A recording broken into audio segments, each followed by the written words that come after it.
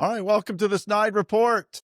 I am your host, Gary Snyder. With me today is almost a familiar face, I bet. James Briggs, welcome. Hello. How are you doing? I'm fine. How are you? Running around like a chicken with its head cut off. And since we have chickens, I know that's true. So what are the ground rules here? Do we have free speech rights on this show?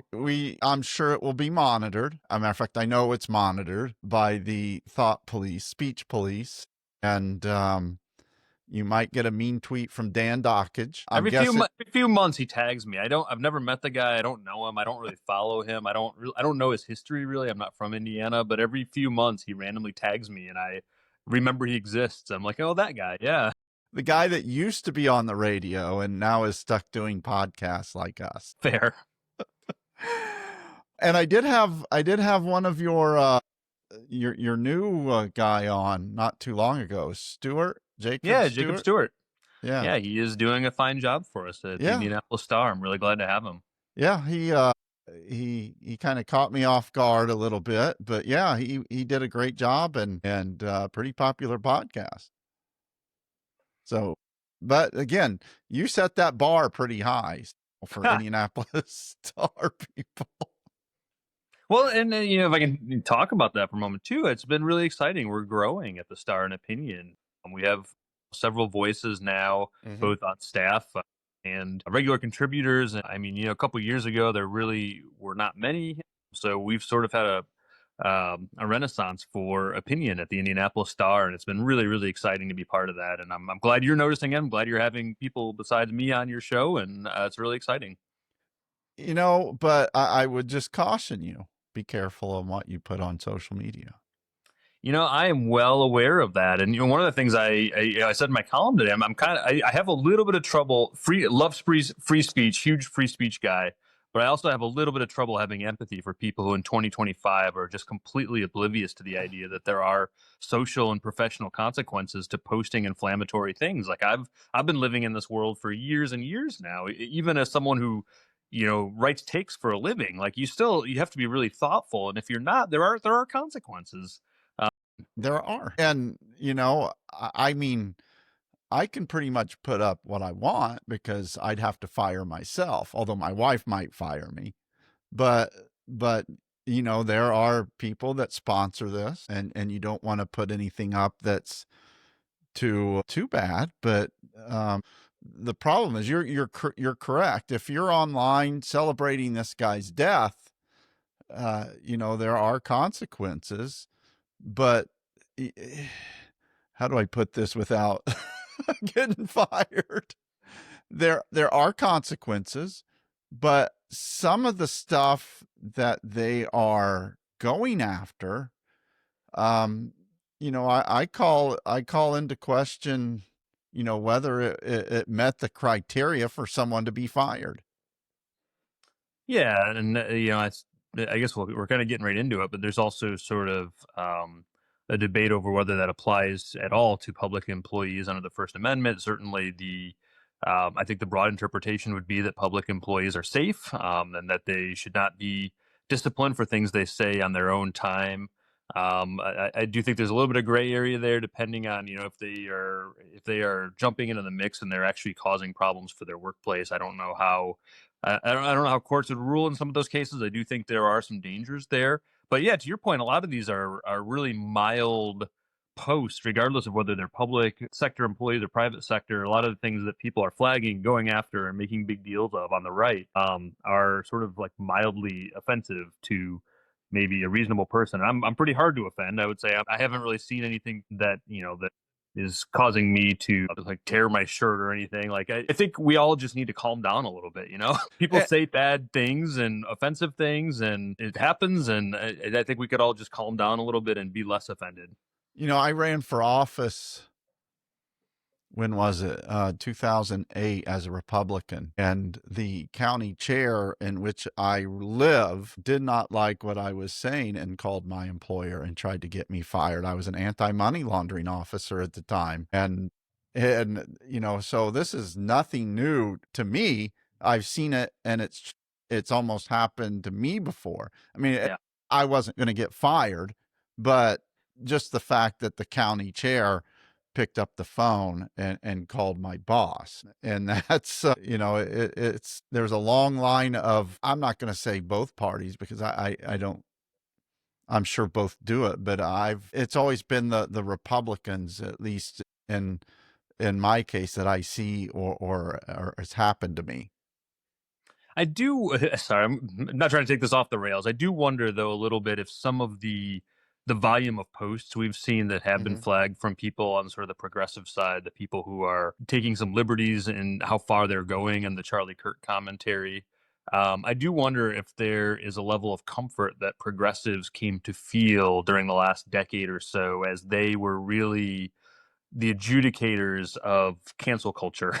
I mean, it was the left that, by and large, that has been policing what is appropriate and what is not appropriate to say, even though there's always been a lot of bad faith attacks from the right. That has always been there. And I'm not suggesting that uh, that it is just exclusively a game played on the left, but I can think of many, many examples, some of which I've written about.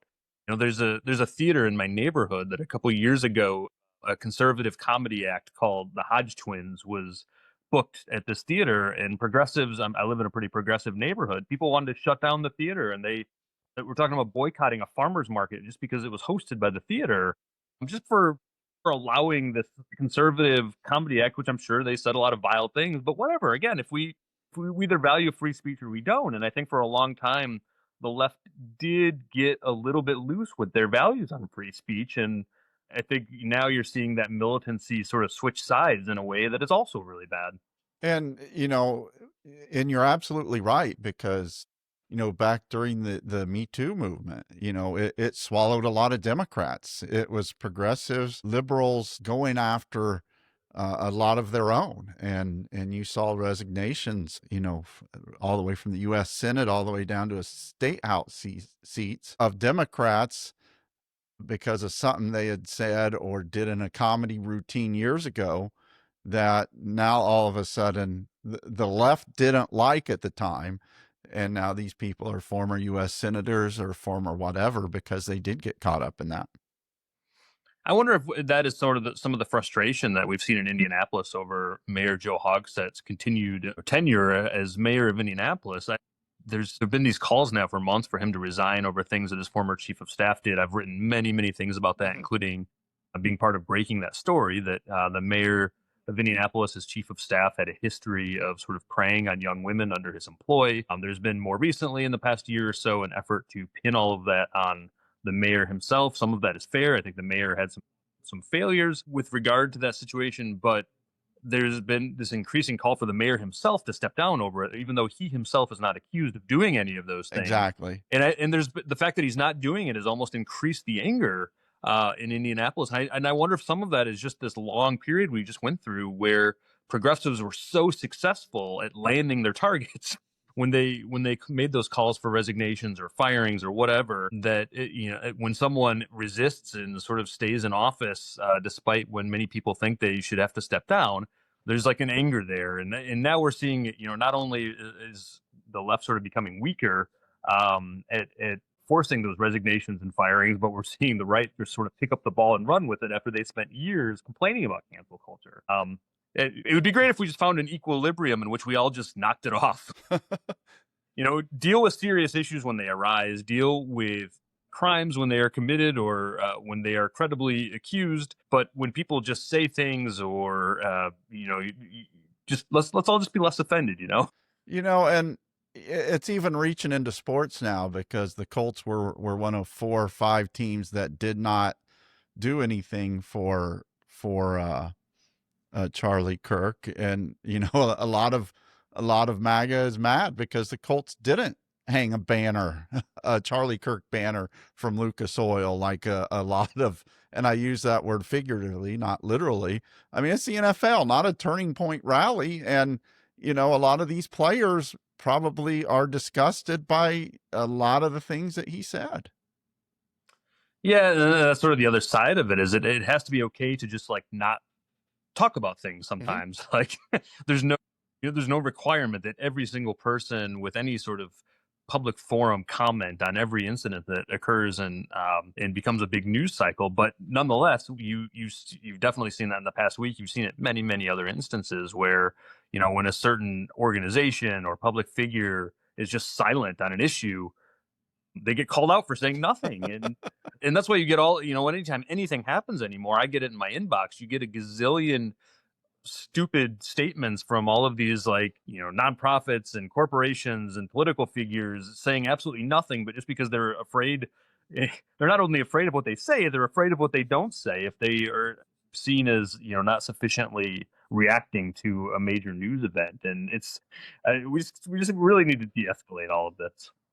I send out about 110,000 emails a day for my newsletter, and that is linked to my email. And probably 99% of them are people that are Democrats, left-leaning, maybe some left-leaning moderates, but it is monitored. And, some of the emails I get back sometimes are just ridiculous. And you got to scratch your head and like, if you don't like it, don't read it. You can hit unsubscribe. It's pretty easy. But, we brought you to talk about your article today. And in the first half of this interview, we have yet to mention it. So can we take a quick break? When we come back, we'll get into it a little deeper or just get into it. How about that? Sure. You're listening to the Snide Report. I am Gary Snyder. We'll be right back. Washington politicians came to Indiana to get us to cheat and redraw our legislative maps. They want you to spend millions so they can rig the system and silence your voice. Hoosiers play fair. We don't need their meddling. We need our elected officials focusing on what we need most, making our lives better, lowering taxes, and bringing down the cost of energy and groceries. So tell your legislators, don't let Washington insiders rig our elections. Solve real problems and earn our votes.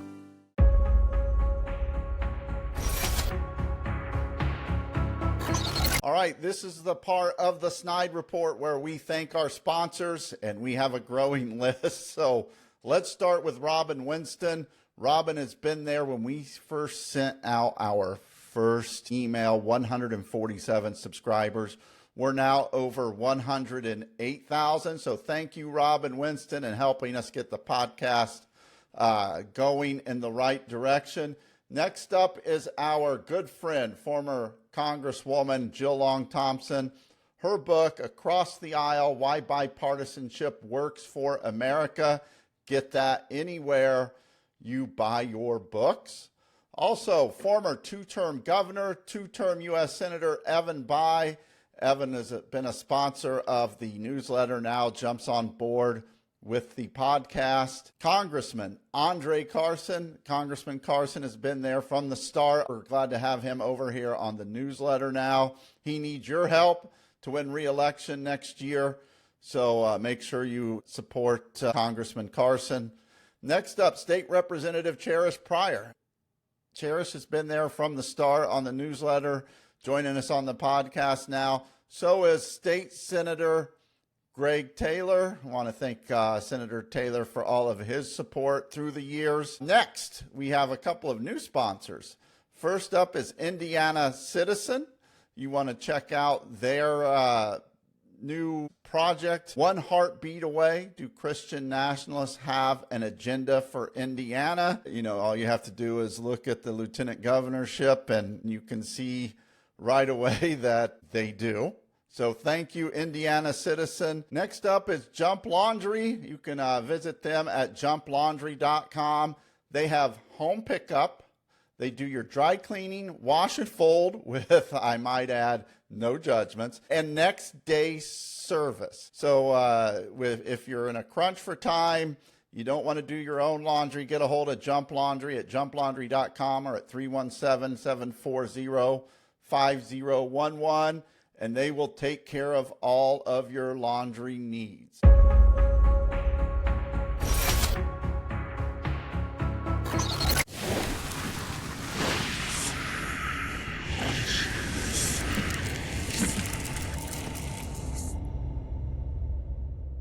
Fort Wayne. Plains National Award-winning Top Haunt to open now through the first weekend of November with Blackout the last weekend. But you will save time and money buying the RSVP timed tickets online. Hysterium.com. Welcome back to the Snide Report. I'm your host, Gary Snyder. We are talking today with James Briggs. We're supposed to be talking about his latest piece for the Indy Star, Charlie Kirk's Death Fuels Indiana Republicans' Online Fantasy of Warfare. Why don't you go ahead and tell us a little bit about the article, James? Yeah, well, for anyone who's still with us after that 10-minute diversion we just took, my column today is about sort of what we're all watching right now, which is Republicans using the horrific assassination of Charlie Kirk to justify things they already wanted to do, like redistrict Indiana. We saw Senator Jim Banks tell Politico they killed Charlie Kirk. Excuse me if I can talk right. They killed Charlie Kirk. Of course, referring third-person pronoun there. Who is they? To the best of our knowledge, one person did it, but you've seen Republicans sort of weren't pronouns like made illegal through the General Assembly or something? A few weeks ago, Republicans wanted to fire anybody who used them and worked for the state government. But now it's beneficial to use they, them when you can sort of villainize a larger group when, as far as we know, just one person who was steeped in online culture and just got lost in a fantasy world, came out of this hole and committed a horrific act and killed Charlie Kirk. And that person is sort of being held up as by Republicans as this manifestation of all things liberal and democratic. And that seems to be where Jim Banks is going when he says they killed Charlie Kirk. Now, because of that, we need to redistrict Indiana. I have a lot of questions about that. First of all, Jim Banks has referred to Charlie Kirk as a friend of his, and they've certainly appeared together. And I trust the senator that he has had a sincere relationship with Charlie Kirk. But I don't know. We all grieve differently. But if someone close to me passed, and especially in a very public and horrific manner, I'm not sure my first instinct would be to do like some very politically disconnected thing and say, I'm doing this for my fallen friend. It's odd behavior, but it speaks to sort of how Republicans already wanted to do a lot of these things, like redistricting Indiana, like sort of shutting down speech on the left. And now that assassination has sort of given them this permission structure to do anything that they already wanted to do, but in the name of Charlie Kirk. And we're seeing that with the Attorney General, Todd Rokita, who long before this happened, had created his Orwellian Eyes on Education, where he's basically encouraging people to rat out any sort of school employee who says something that might be considered offensive to conservatives. A state-sponsored snitch line. Yeah, exactly. And now, because of the assassination, he sort of put out a call for tattling on any school employee who has said something that Todd Rokita, or a typical conservative these days, a MAGA conservative, might consider offensive about Charlie Kirk. And it can be anything, I guess, from truly tasteless jokes that have actually, they do exist. I don't want to minimize it. There are people who have said some pretty horrible things, but to just anything sort of like mildly critical of Charlie Kirk, that's sort of banned too in this world that we're living in right now. So all of these tendencies were there, 2 weeks ago on the Republican side, but now they're just being dialed up in this aftermath of what really is a horrible murder that happened out in public. And let's get that straight. It was a horrible murder, and it should not be excused in any way. If it's something that you want to celebrate, do it privately.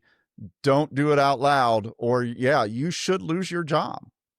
And didn't that used to be the way of things? Like before social media, we never knew how crazy people were around us. Like I'll be honest, like early on when Republicans started calling out, the left for reacting to the assassination this way, I had my doubts that any of this was real. That I was seeing like a lot of anonymous bots basically being sort of framed as representative of the left. And as the week went on, I did see people sort of on the fringes of my social circle saying some things that I thought were not great. There are people out there who have had, I think, some pretty bad reactions to what happened. But in the past, we might not have known that those people even thought those things because we didn't all feel compelled to just air our thoughts on social media. Now we do. Now that stuff's out there. But, not sure that justifies the level of commitment that Republicans are showing to shut down speech just because it offends them, or even in some cases because it might be objectively offensive. Still, we have the First Amendment. It protects speech. Even it protects people from saying stupid things, which I appreciate because I say stupid things sometimes. I might say some stupid things on this show, and I hope that I hope I'm protected. Nothing. You have never said anything stupid on this show, so I can vouch for you there. When we take a look at your article, you mentioned Jim Banks, you mentioned Todd Rokita, you mentioned Jim Lucas.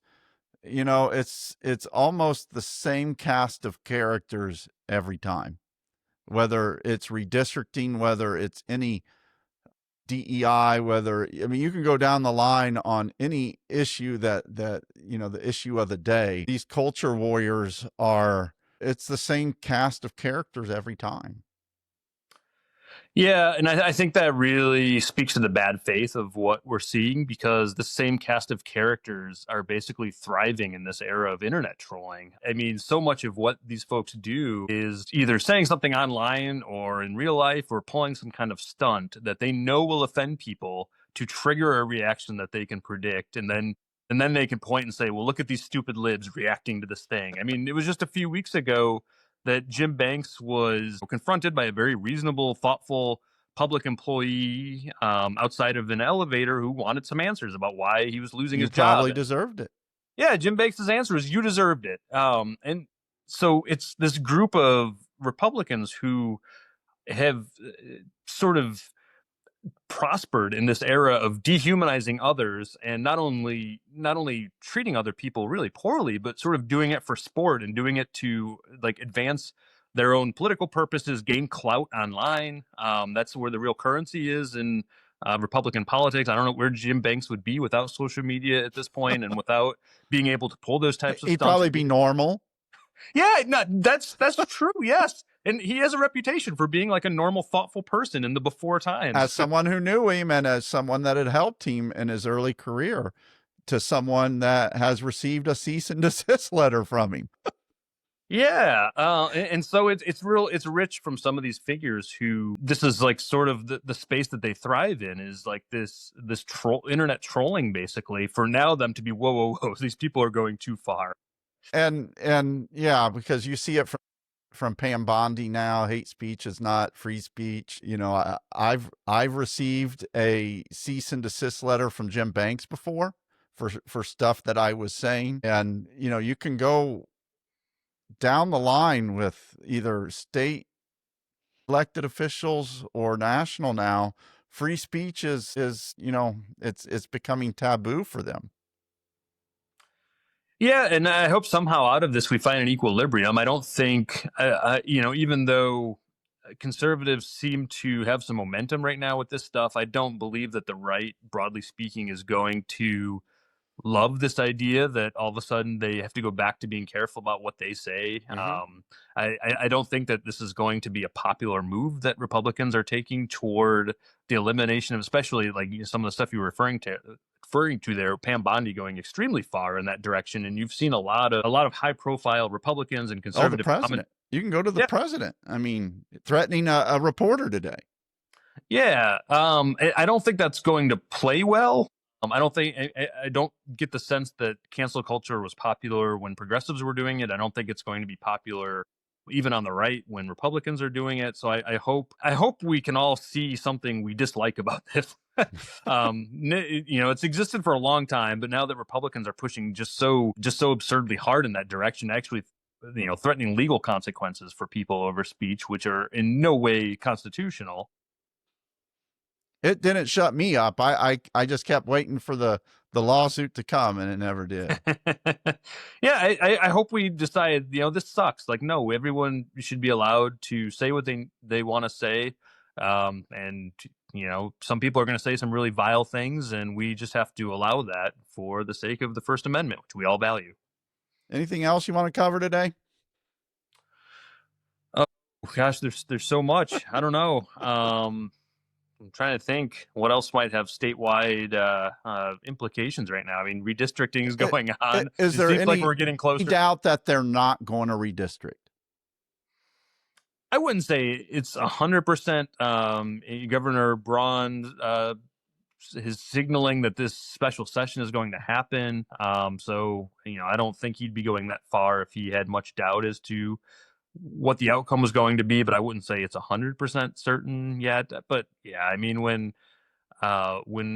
President Trump starts pushing for something, I mean, who is the critical mass of Indiana Republicans who are going to say no? I mean, they don't exist anymore. So yeah, it seems like we're going to end up with, I don't know if it'll end up being 9-0 Republicans in the congressional delegation in Indiana, but certainly we're going to see redistricting.